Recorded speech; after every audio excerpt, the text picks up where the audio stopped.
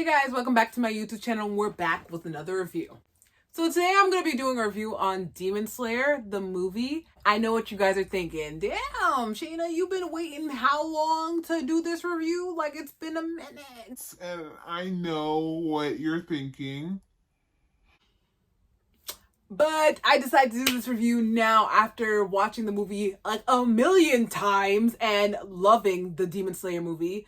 So Demon Slayer, the movie, I have to say it was the best, like it was one of the best anime movies I've seen in theaters. I have to say, like, I'm not even gonna lie, and I love Naruto, and that's saying a lot. Like, that is saying a lot for me. It's the best movie I've seen in theaters. Just the music, the play-by-play, the fights, everything. It was just crisp and clean. Like, I don't even know how else to explain Demon Slayer movie. And let me just start this off with, when I first watched Demon Slayer season 1, I personally wasn't a fan. When Demon Slayer season 1 first started, I didn't really feel that emotional about the scenes because it just happened so fast. It was like, oh, okay, everyone's dead. Like, they didn't even give me a chance to like the character yet, and then out of nowhere they killed his entire family, and I'm gonna be honest with you, my reaction was, I wasn't emotional at all. But the movie definitely was super emotional. Like, I teared up, and I was trying not to, and I was like, in the movie theaters, don't cry, don't cry, don't cry. It's weird because when I watched Demon Slayer season 1, initially I wasn't really into it. I was like, it's okay. Like, to be honest with you, Demon Slayer season 1, it was okay for me. Personally, it was okay. After watching the Demon Slayer movie, I realized, honestly, in that movie, just that movie itself, Tanjiro had so much character development that I did not see in season 1. I'm just gonna throw it out there. And I have to say, after watching the movie, I rewatched season 1 and it just made it better. It just made season 1 look amazing. Because the thing is, you start off the story with like some really awful, grim, horrible thing. And then, like, you didn't even give me a chance to get to know the character or like some sort of build up. There was no build up. It was just like, it was just like in the first episode. That's it. It was like 1, 2, done. And I was just like, am I supposed to feel that bad because like I just met this character? It's like, when you're watching certain shows and there's like sideline characters that get killed off and you don't really feel that bad because they're sideline characters. And I'm not saying that Tanjiro or his family were sideline characters, but not gonna lie, I didn't really get to know them, so I was just kind of like, I mean, like where's the story? Where's the premise? What's going on? Like, because I don't understand. Like, why is this happening? So eventually you see Tanjiro, Zenitsu, and Inosuke, and they're looking for Rengoku because Tanjiro believes that he may know something about this fire breathing technique that his father kind of taught him, but didn't really tell him anything. He was just like, oh yeah, this is our dance. So he feels like Rengoku may know something because Rengoku's a flame Hashira. So, I mean, he should know everything there is to know about flames or maybe have an idea. So, of course, they go and find him. It's like a little mission.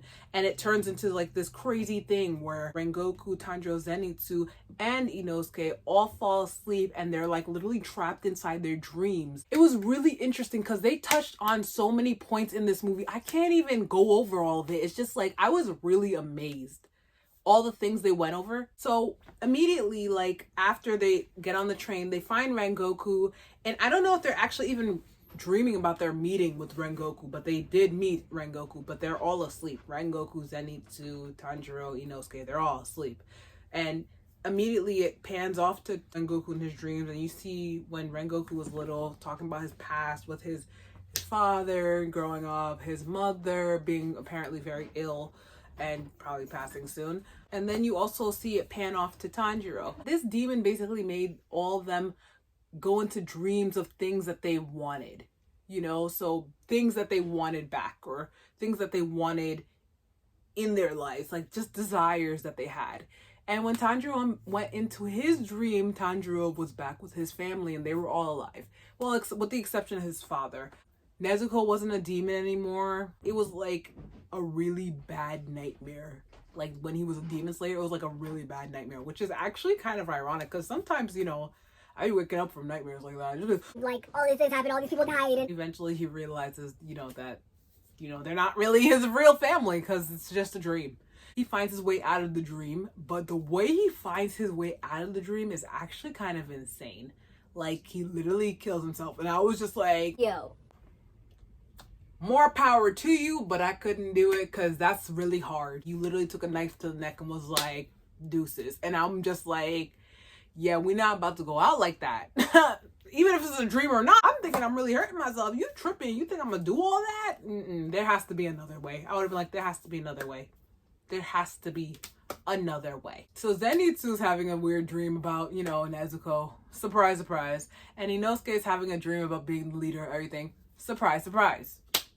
So Tanjiro's the first person to wake up after, Nezuko keeps trying and trying to wake him up.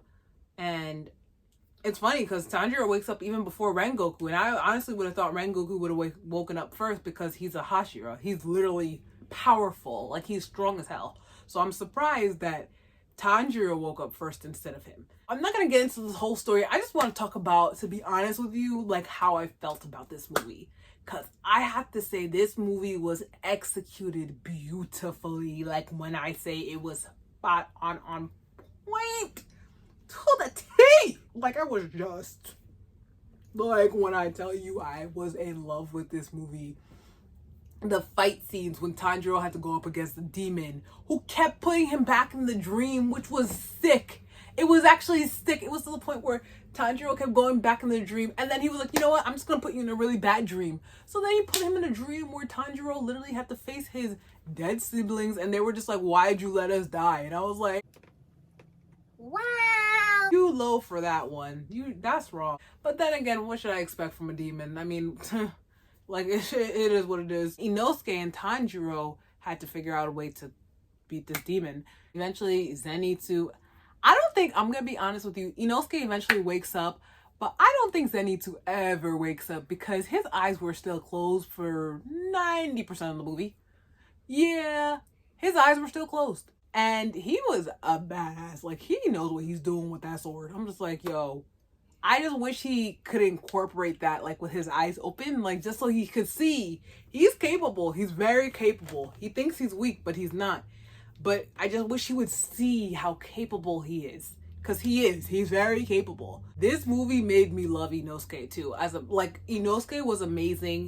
The teamwork with him and Tanjiro was effortless. It's like they've been fighting together for years. They were just in sync with each other. And even when they weren't in sync, Inosuke would be like, I got you, I got you, I got you, snap out of it, I got you. And that one time Tanjiro almost tried to kill himself, and Inosuke had to stop him like, you're not in a dream, pay attention. And I was like, dang, I'm actually really impressed. I was impressed with him. Eventually they defeat this demon or whatever. There's another demon that pops out of nowhere. I'm just like, where did you even come from? And this demon, his name is Akaza. Akaza. Whatever. His name's Akaza, I think. And eventually Rengoku comes out, because Rengoku's powerful as fuck, so he's fighting all the other demons inside the train and demolishing them like it's no big deal. He comes out because Tanjiro is badly injured because this is when the train crashes. And he comes out to defend Tanjiro because he's, like, too weak to fight. And also, Akaza is one of the upper 5. And that means he's just freaking powerful. Like, he's one of the top demons you just don't want to mess with. Like, you just don't want to mess with him because, it just might be over for you. So Rengoku goes up against him, and when I tell you, this fight scene was a masterpiece. Chef's kiss. The ending I wasn't too much of a fan of, but it was chef's kiss. The vocals, the music, the fight itself, the freaking fire and all that shit flying in the air.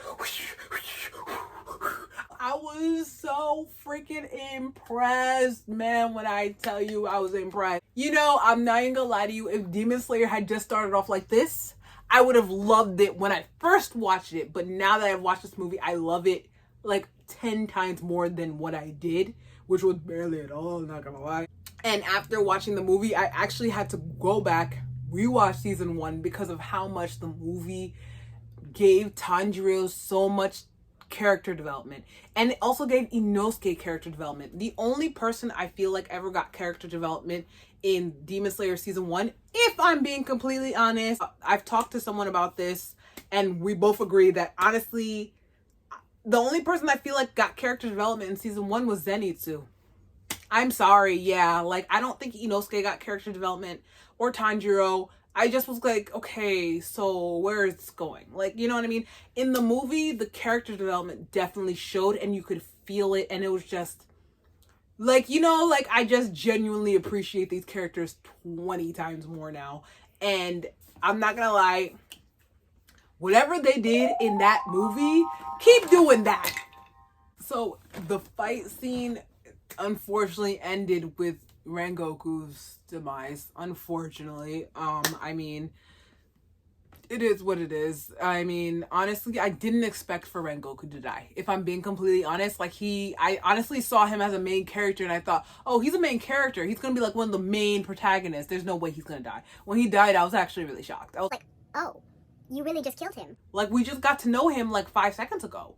Like, I literally just got to know him this entire movie. And now you're killing him? I actually felt a little violated, if I'm being completely honest. How you gonna give me the whole backstory of this character? Make him a badass fighter with these awesome vocals, these awesome visuals, and then you kill him? Bruh. What? If every character is not like Rengoku, I'm not even gonna lie to you, I'm gonna be upset. I'm gonna be really upset. I have a feeling everybody's backstory is gonna be super complicated. It's gonna be really interesting moving forward. I think I was more so disappointed because I wasn't disappointed that he lost. I was disappointed that he had to die. I feel like he died. I don't know how to say this. I don't want to say he died for other people to get character development, but I just feel like I wish he didn't die. I just feel like his death wasn't really fair. He should have won that fight. I know Akaza is a demon, but like, yo, he fought so hard. He fought so freaking hard. It was awful. Like, it's like when you study mad hard for a test, right? For months. You know, for months, right? Take the test, fail. What? But I worked mad hard. It almost felt a little bit like that, but worse. And I was like, honestly, I actually feel kind of robbed. Like, when Rengoku died, I felt highly robbed. I was like, so y'all just gonna kill him. You know, the thing about anime characters, they think they can do anything. Like, they literally do anything. They think they can do anything, but whatever. You can't do that shit in real life. Yeah, you could die from a demon, but, like, you can't talk when you're dying. What? Like, honestly, no offense, you should have been on the floor killing all. He's over here talking to Tanjiro, giving him a life speech, and I'm just like, didn't you just say you were gonna die? Are you lying? Because I'd be happy about that. Just lie. It's okay. You don't have to die. Like, maybe someone's coming. Maybe there's reinforcements. No one came. He just died. I was like, so you're telling me this man he was dying, right? He knew he was gonna die. He was bleeding out. He made a whole speech, right? He made a whole speech like 3 minutes before he died. A whole speech. And you telling me there's no way we could have saved this man? It was unfair. He was such a promising character. Such a promising character. And the way he went, not gonna lie, it kind of hurt me. You really just died. I was kind of horrified the way he died. It was actually really awful. Like, I didn't think he was gonna die like that or so soon. Like, and I'm not gonna lie to you, that scene was just too much. When Tanjiro cried, oh God, that was too much. That was too much. That was like, ugh. Not saying too much isn't a bad thing. It was too much. Like, I'm not gonna lie to you, I don't know how I couldn't cry. You know what I mean? Like, it's just like that moment. It's like, how do you not cry? How do you not cry? Or at least get a little teary-eyed, get a little emotional. Like, how do you not cry, son?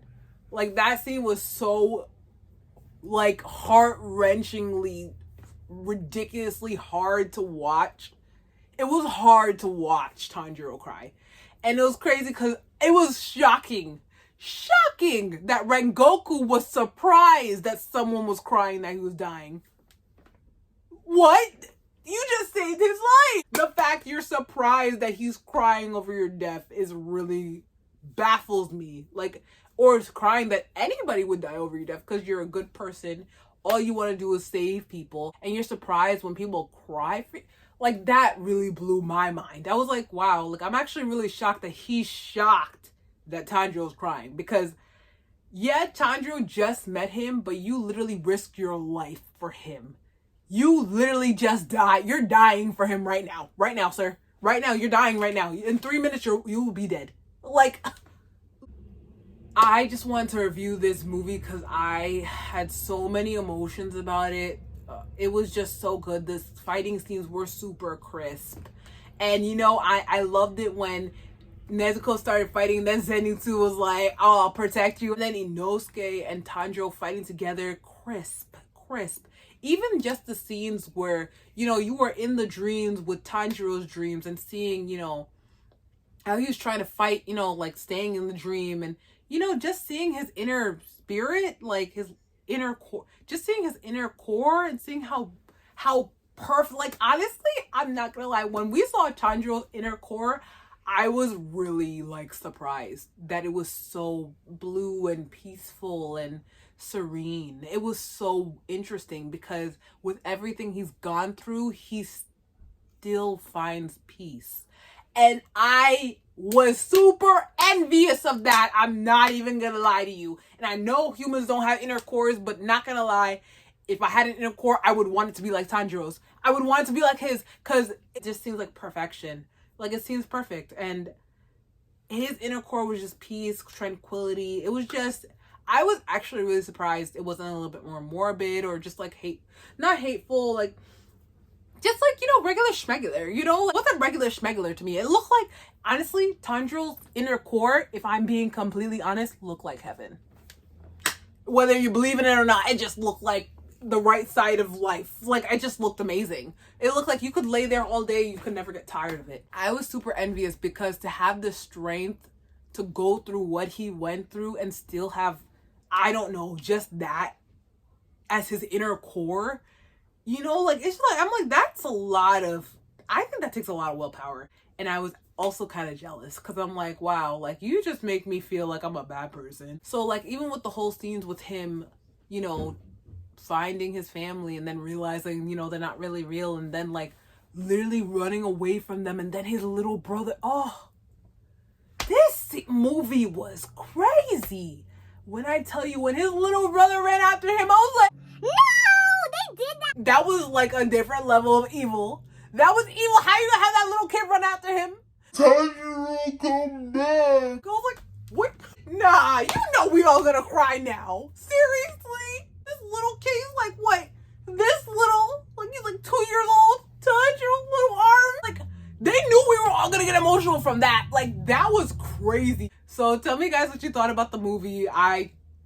The movie was sensational. Like, it was, like, I don't even know, I don't have any other words. I could talk about this movie forever because I loved it so much. And honestly, it was amazing. And it made me look at the story differently. Tanjiro Inosuke got so much character development. And honestly, it made me look at the show completely differently. I had to rewatch season 1. And after watching the movie, rewatching season 1, it just felt even better than the first time that I watched it. It was weird. To think one movie can change my perspective of an entire season. That's actually insane. For me, that's very rare. Like, something like that doesn't happen for me very often. You know what I mean? If I don't like something, I don't really like something. But for one movie after the season to change my perspective on everything, yeah, I'm not gonna lie, I was really impressed. It was a really good movie. The thing is, I never hated Demon Slayer. It just wasn't, when I first watched season 1, it wasn't really my favorite. And now it's one of my top favorites.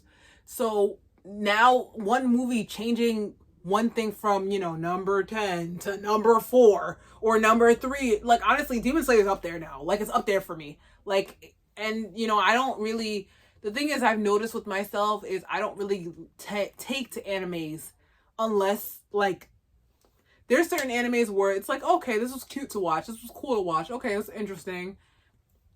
But, like, I never, like, oh my god, that was amazing. It's really rare for me to be like, oh my god, that was amazing. And I'm not gonna lie to you, a lot of them can be mainstream animes, whatever. I love mainstream animes. Naruto's one of my favorite animes. Another anime is that's one of my favorites that isn't really mainstream but should be is Black Clover. That's another one of my favorite shows.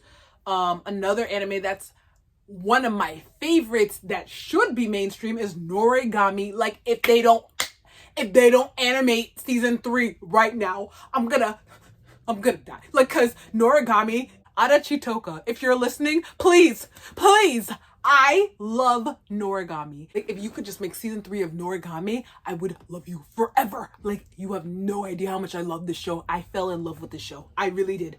That's one of the shows, like, it's really hard for me to love shows, but when I love shows, I love them hard and I support hard. It's actually kind of crazy. Like, Noragami, I've been buying all their books because I'm like, I need to support because I don't ever want you to ever stop writing. Ever. I don't ever want you to ever stop writing.